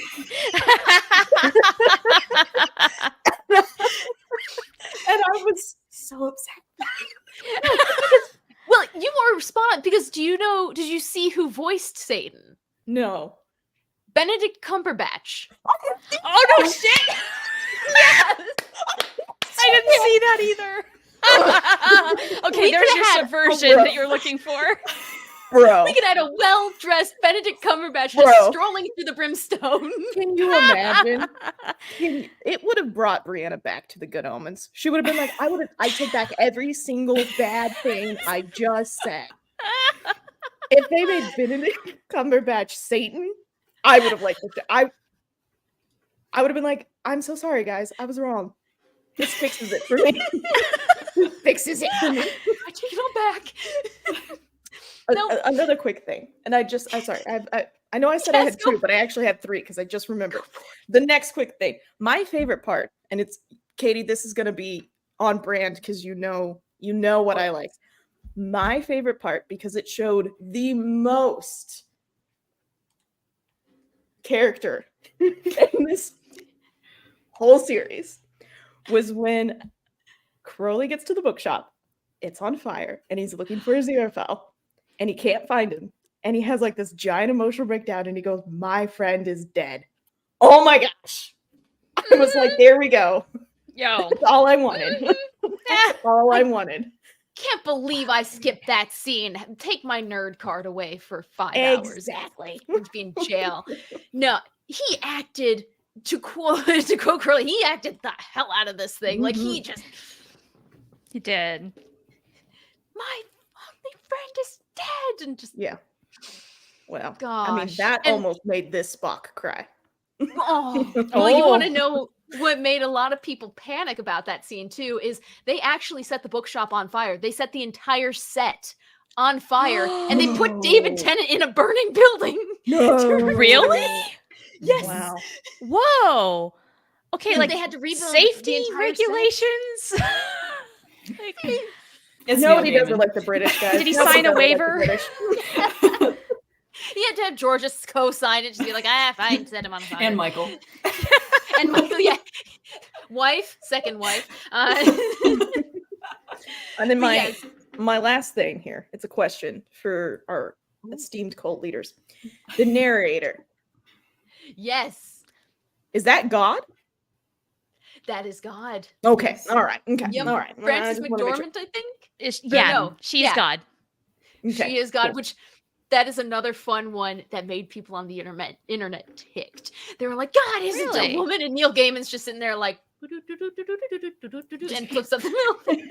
Yeah. Yes, and like honestly, I feel like Frances McDormand is a big step up from when Alanis Morissette played God. No offense to her, but Frances McDormand just has a little more of the ethereal quality going on there. And the sass. Like, she's got sass with it. Yes, she does. You know God has sass. Got to. The best moment for me for like sass is when Gabriel's like, God does not play dice with the universe. And Crowley's like, where have you been? Yes, you're about to die, but sass comes first. Yeah, I liked Frances McDormand as God. She was, I don't know, it's sort of like the, like in Arrested Development, you have the narrator who gets some of the very best lines because of the comedic timing. I felt like she was this in parts of this. Mm-hmm. Definitely. Like she's a necessary narrator, which in some shows is forced beyond belief. So if it was nice to have, I think it comes from being a book, having a narrator that actually flows. Mm-hmm. Yeah. Definitely. Yeah. Now, I know, Char, you probably have questions and or comments, and Jillian too, because I am scatterbrained as all get out.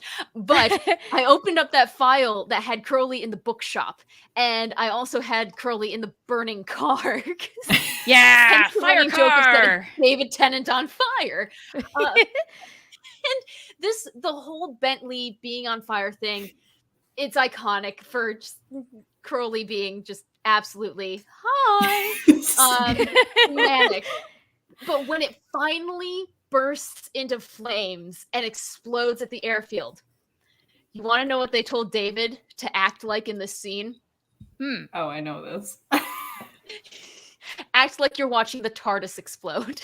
I mean, that's practically what this is for this show. Like, it is a character at this point, and then it's gonna die. Mm-hmm. Yep, it's the entire I am having a moment here. All of that. If you go back and rewatch that scene as if he's the Doctor watching the TARDIS burn, it gives it a whole different viewing experience. I'm gonna have to go back. Yeah. Wow. Amazing. So That I'm glad you reminds brought up the me. bookshop because I would have forgotten that. Another clue that they're switched is that when Crowley is leaving his place and he looks at the car, he takes a cab. He doesn't actually drive. Yep. So that's another thing. On the second watch through, I'm like, okay, I got that now. And then Aziraphale also, for Crowley's collar? Yeah, collar. He put tartan under it. So if you look closely, the costume department just bravo. I follow a lot of them on Twitter. Nice. They knocked it out of the park. But now we've gone through that. We've gotten a couple of questions. I do have some follow-up questions for you guys, but are there any other questions about this episode or season that you may have, Brandi and or Char and or Jillian? Who knows? Golly. Not at this point, because really what I just want the story to take me through. I want to watch season 2, see where that lands, and then I'm going to have nothing but questions, probably, depending on how it ends. Fantastic. We're gonna come back for season 2, and this is my prediction. It's just gonna be like screaming for an hour and a half. But yeah. all right. My plan. I don't know And about that's you guys. and that, yeah, I was gonna Okay. say, and that's just gonna be Katie. Like, I've been screaming you for thought an hour Lola and a was half screaming already. earlier. What?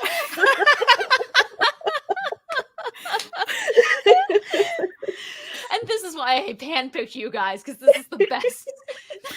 The absolute best. Oh, Jillian, do you have any other questions before we get to the last few? I don't think so. I don't think anything well- came up. In that case, my question for you guys and the people in the comments section who have seen Good Omens, who is your favorite character from season 1? It could be Crowley, it could be the Bentley, it could be Dog. But who really stood out to you as like, I like them? Okay, I'll go. I gotta go with David Tennant as Crowley because he is like he makes being a demon look so damn cool. Like I want to be a demon. I want to have that kind of swagger. I want to look that good and be I that want those hip. hips. Yeah, damn right. I want to be a demon. So hail Satan. I don't know how you do this. It's like beam me up, Scotty. You just say it once and you're good. Or like do you have to go to the mirror and like say it 3 times? Yeah, and it's then, like Beetlejuice. It's like Beetlejuice. and then David Tennant appears and then No. and then he takes you in and Cumberbatch dresses you and appears. stuff. Oh god. Okay, but then honorable nomination though, or honorable mention to Michael McKean as Shadwell, because one, I did not know he was in the show, and I love Michael McKean in pretty much anything that he does, but I had no idea he could do an accent. Really? I had no idea that he was doing an accent. I've never seen him in anything else.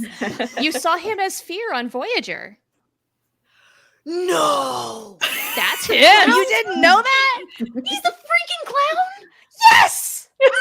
He is Fear. No. Yeah. Hold on. Star Trek for real. Voyager. Hold on. I am not shitting you. Oh, that is... I'm just glad that I got to witness this. Right? Wonderful. I can't believe I blew your mind with that. That's awesome. I did not... I have lived how many years being a Voyager fan? I had no idea. Oh yeah, It's that's him. totally him. It's That's him. funny. Yeah, no, I see it. Oh yeah. Absolutely horrifying as this character, by the way. Oh. Brandi and Jillian. His name is Fear. He is Fear Yeah. personified. And Captain Oh. Janeway, the badass that she is, yeah. She she takes on Fear. I won't tell you what happens. Welcome to our cult, Star Trek Voyager. It'll take a while. Oh, God, yes. But I know a great podcast you can co-listen to called To the Journey. Right, get I a already plug did in that there. one. Yeah. I led that cult for 4 years. And I joined so much. I was fully, it was my graduation cap, and I still have I it in my room. know. It's great. Oh my gosh, that still warms my black heart. Aw. No, See, seriously, things like, oh my God. you can't join us as a demon. You have too many sparks of hope still left in you. Oh, I can get rid of them. They can go away. They can go away just like the fucks did. They're gone. They go into a little corner. I love how They're in a Chris Char was jar, a on very that. small He was like, jar "Ah, off in the corner gathering dust. Oh, it's perfect. Yeah, guys, I'm gonna need a few weeks to recover there, Bob D. And Dave knows. Dave Gregory knows. And Louise experiences. I've called him Durf since Short Circuit, and I didn't recognize him for the first time I watched Good Omens either. Okay, so I'm not alone. That is good to know. Oh yeah, Michael, he's in so many things. He's in Better Call Saul and amazing in that show. He's in This Is Spinal Tap, if you've ever seen that. Among many other things. Like he's just one of those actors who's been in so much. If you look at his IMDb, it is extensive. And half the time you don't realize it's him. He's just been in that much. So he's not Scottish? No. He's American, dude. He got that Scottish accent down so well. I mean, Oh, I as was long as you're impressed. angry and yelling, I guess. Okay, that moves him up a little bit in my character hierarchy now, because that's impressive. yeah, he was really good. Oh my! All right, so we got Chars. Brandi and Jilliann, whoever wants to go first, who's your favorite? And you get an honorable mention too. That way it's more fun. I was already planning on doing an honorable mention. Oh, good. We're all doing it. I don't know. I'm tied between just like Crowley and Aziraphale, just because like I like their characters in general. And for like other reasons that we'll probably get into next week, like with season 2. So I don't know. I just like the way that Michael and David play their characters. I think they're just like super, I don't know, like they're great actors who just kind of made these characters come to life from like the book. When I read the book like over the summer, like I can see how they brought the characters to life. My honorable mention is somebody like up until last night, I would not have said this as my honorable mention, and that's Pepper from the Them, because she's just so like snarky and like sassy, I like her too. and I love her. Like she had a couple of one-liners in there that I was like, oh, this is funny. Like I can like she's got it going on. She does. One of my favorite lines in the whole first season was, "I believe in peace, bitch." Yeah, I'm like, that's my girl. That's good. Aggressively positive. Or like it was like, I don't believe in everyday sexism or something like that. It was like Yeah. I don't know. It's just funny. I feel like she would be like taking on Elon Musk right now on Twitter in arguments. Oh, Like, she was real 1000%. be And her she line. would win. She would. Easy. Be amazing. It's like the little girl and the bull on Wall Street. That's Pepper. It is. Yes. Mm-hmm. Oh man. All right, Brandi. Who you Yeah, got? so my favorite character, I don't know the name. So Katie, I'm gonna send you a photo. Oh, of them. okay. Their time was short, but I think that they're actually the real hero of this show. Oh gosh. Like, who could this be? I saw them and I went, that's it. That's it. And then they died immediately. Oh, was it Agnes? You know, No. it's the let me just grab this. It's the little puff, the magic Alex, dragon. I knew you were gonna say that. I was like, it is gonna be yes. I just knew it. I knew it. You walked in, and it was love at first sight. Yes. That's what you got. Okay. How can He has you one of the not? best smiles. And then he died. As soon as you said for a short time, I was like, oh, it's gonna be the little monster dude that died in the bathtub. How I can was you like, not? 100%. How can this not be your whole world? Oh my god. He walked in, and I literally have a note going like it has hearts around it. It's like Puff the Magic Dragon Demon. I'm like, Can you yeah. please show a picture of And this then on social? And then they chucked him into the holy water. Much like this whole experience, I died a little more. Oh no. Aw. You're like, finally someone to root for. I'm like, yes, this is it. Where were you? Where were you? This is the hero this show deserves. But apparently not the one it needs. Optima right immediately. But no, joking aside, I actually think my favorite character is Gabriel. I don't know why, but it's just yeah. So if it's not this little dragon boy, it's Gabriel. Right. You got some good picks. How about you, Katie?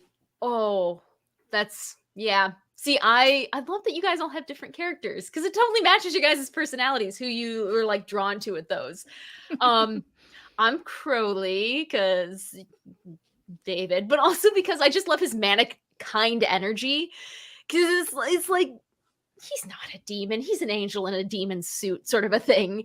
And I love him for that, and it also like tied with Aziraphale because he's no perfect angel, and it's a nice way of showing that no one's perfect except for David. Yeah. And then you get not your entire religion isn't necessarily perfect from the lens that you're viewing it from. Because there's one truth, and I mean, we have God narrating the story, and all these characters are seeing it from different perspectives. And so I think that for me, Crowley and Aziraphale perfectly meld into what I love most about the story. they're kind of a package deal, really. You can't have yeah. one without the other. They even sell Come to them as a think of it. packaged Funko Pop group. We have them both. I came Nice. prepared. Yes, Jillian. Oh, I think Freaking look at them. They're so cute. I'm gonna have to dig mine out of storage for next week, because yes, they're so perfect. And I mean, I've cosplayed Crowley. Jillian's cosplayed Aziraphale, and we did C2E2 together in those cosplays. I feel like and we- that fits both of our personalities super well. Because like 100%. I said, I picked Crowley and Aziraphale, but like I would lean more towards Aziraphale, and you lean more towards Crowley. And so the fact that, you know, I just feel like when we decided to cosplay them, we're like, yeah, this is a natural choice.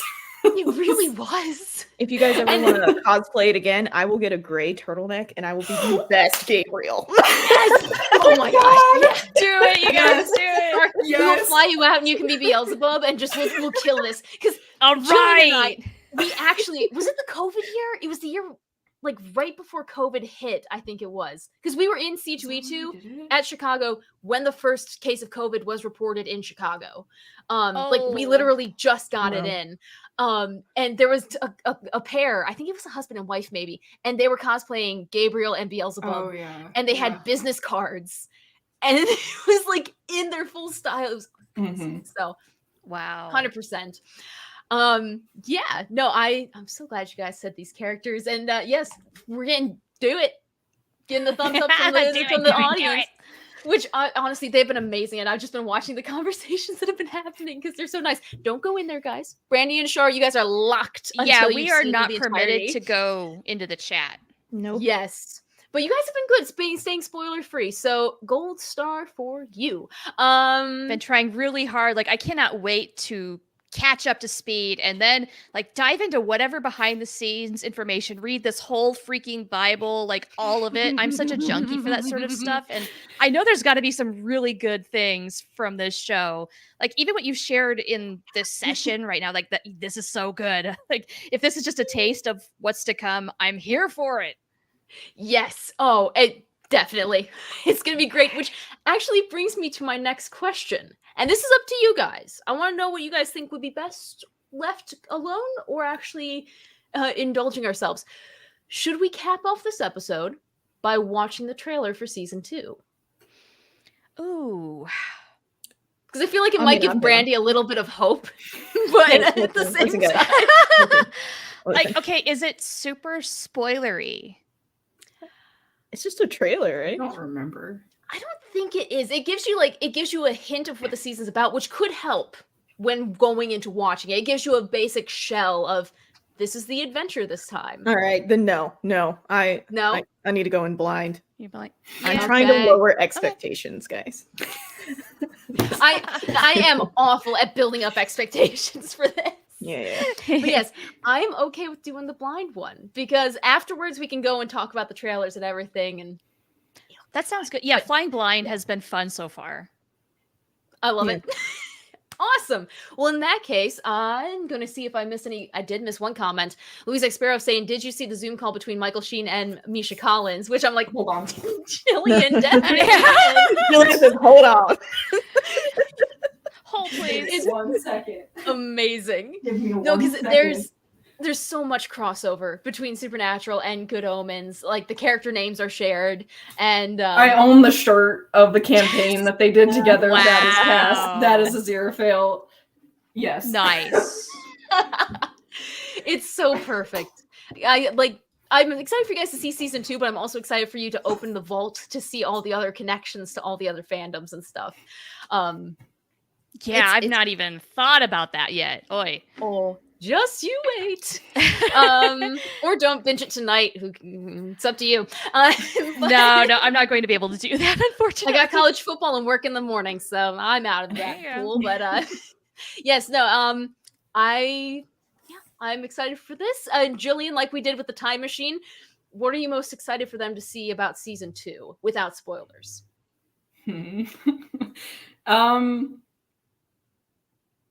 I don't know. It's hard because there's a lot. Maybe like the last episode. The last episode's kind of like, it's got some things going on. So, that, and then just like the continued like relationship that Michael and David have with each other on screen is just, I feel like it's just so great in like season 1 and season 2, but just like seeing the progression in season 2 is also great. So awesome. I was gonna say the same thing. Their chemistry on air, or not on air. Wow, I need to get out of the studio more.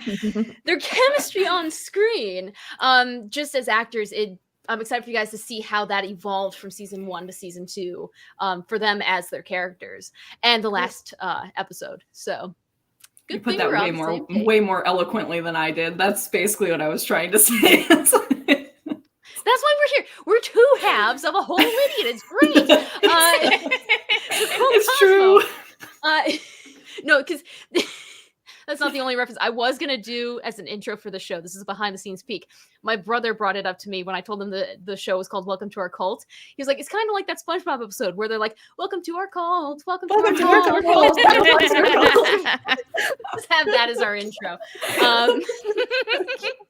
That's the age group we're in now. Oh yeah. Let's see. So we've got it all covered. Do you guys have anything else that we've missed? No. So we're gonna stop. Just excited to dive into season 2 now, because season 1 was crying for continuation. Like, it can't end there. Let's go. We're just getting started. I feel like I was Jilliann, crying did for you another expect reason then. I was You like, were. oh man, another one. Well, 'cause going through, we finished season 1, and that was it. There were no signs of season 2. There was no hope really for season 2 because Terry's dead. Like, they aren't going to carry this on. And when that trailer, he wasn't even a trailer, he was a poster, dropped from the official account, I think I sent you like screaming texts, Jillian. Yeah.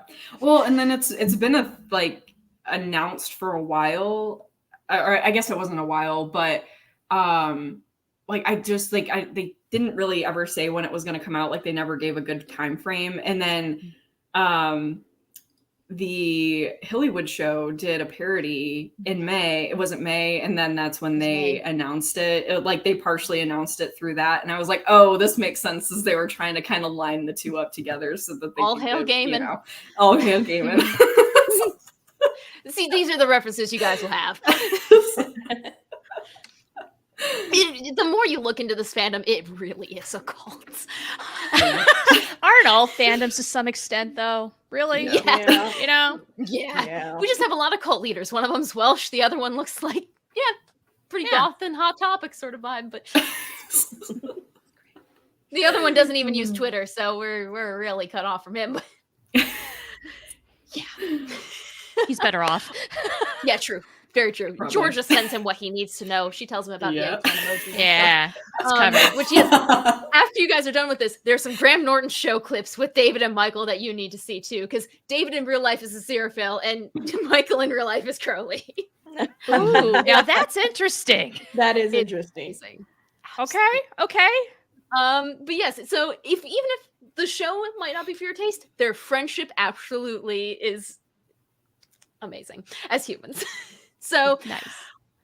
Before I hype up any more, I want to thank the people who've been watching us, because you have a pretty steady crowd here. We had Cinderio, which I'm hoping I'm saying your name correctly, Louise Expero, Bob D, Rapunzel, our amazing people coming over from Order the Blue Lotus. We also have Dave Gregory. We have all sorts of people. I'm scrolling back as far as I can because I'm recognizing Big Al was here for a little bit, and all the people who are back on the rewatch. Nikki, also here, SPCNY88. I'm glad my dyslexia didn't screw that up for me. And everyone else, of course, Jilliann, Char, Brandi, thank you all so much for doing this. You guys are just the best people, and I couldn't hope to do this with anyone else, so thank you guys. Well, you're not too bad for bringing yourself. us all together, because we never would have done it without you.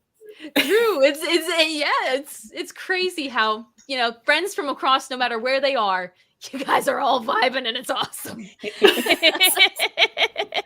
And we'll be carrying that vibe over to next Saturday, when we're going to be talking about season 2. So if you haven't seen season 2, check it out.